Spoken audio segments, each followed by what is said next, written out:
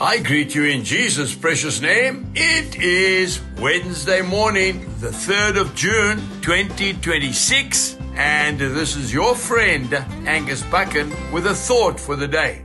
We go to the book of Ezekiel, chapter 3, verse 18. And you give him no warning, nor speak to warn the wicked from his wicked way, to save his life. That same wicked man shall die in his iniquity, but his blood shall I require at your hand. And then we go to the book of Acts, chapter 20, verse 26. Therefore I testify to you this day that I am innocent of the blood of all men, for I have not shunned to declare to you the whole counsel of God.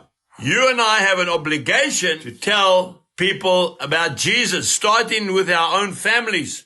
You know, there's an old saying, it goes like this: nobody deserves to hear the gospel twice until the world has heard it once. Isn't that true?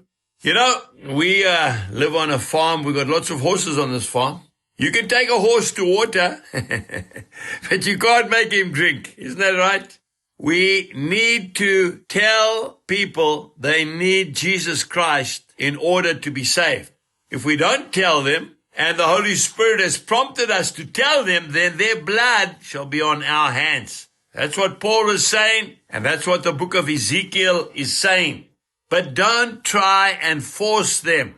Now, this word is especially for wives and for daughters, because I want to tell you something. I am so grateful to Jesus Christ for my wife and for my dear old mother who's gone to be with the Lord. Soft hearts. But there are men that get tough. And the worst thing that you can do is to try and persuade your loved one to become a Christian when he's not ready. The worst thing you can do is to leave Christian magazines on the coffee table.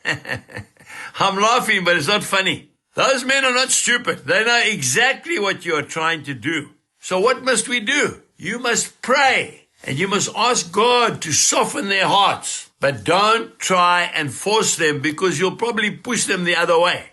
My dear old dad, he was one of the strongest men I ever knew. He was a blacksmith by trade. He had his own private ways. He was very conservative, very reserved. Every time I try and talk to him about Jesus, he would say, son, I've got my own ways and my own belief. How do you get through to a man like that? Well, I prayed and I prayed. And then one day, oh yes, one day, he said to me when I said, Dad, you need Jesus. He said, not before time. And he prayed the sinner's prayer with me. Do it today.